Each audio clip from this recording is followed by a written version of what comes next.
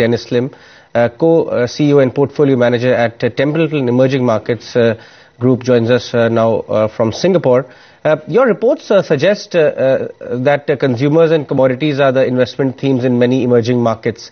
In India, though, MNC names like HUL, Nestle, or even homegrown companies like Dabur and Godrej are trading close to all-time high. Would they be a fair bet now? We've looked at all these companies, expensive. We've visited with Godrej several times. We don't like the valuations. We try to get exposure to consumer in a different way. Autos, for example, we're finding bargains there. We're focusing outside, through, for example, IT, to get exposure to India. But within the commodity basket, metal cycle is driven largely by China. Any names in India that you think have more negatives almost factored in by now? Well, I think the steel companies will probably benefit from this upcycle. Steel, as you know, has been very badly beaten down. India has a bit of an advantage because India, as you know, it's a producer of iron ore. So we're looking at these steel producers, a couple of other commodity producers, raw materials that are interesting. But again, you've got to be very careful because the regulations in India, you've got to figure how to circumvent some of these restrictions.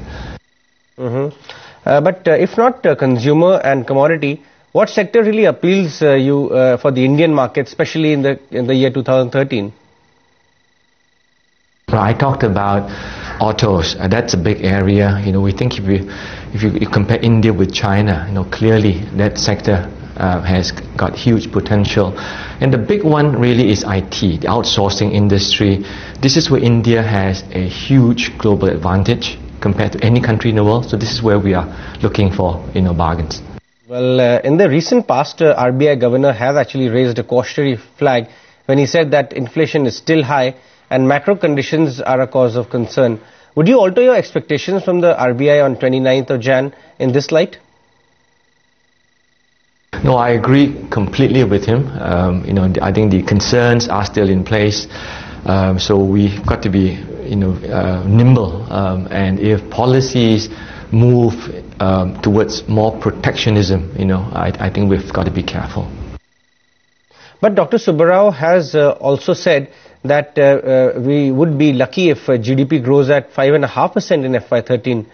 Would you agree with this? And do you see that policy issues are going to be key to determine the industrial services as well as agricultural growth in India? Yeah, we're looking at between 6 to 6.5, so his number is probably on the low side. Again, I think we've got to look at the first quarter numbers to have a better idea. But clearly policy, what kinds of policy changes they roll out in the next 6 months will be key. All right, Dennis, thanks a lot for joining us on ET Now.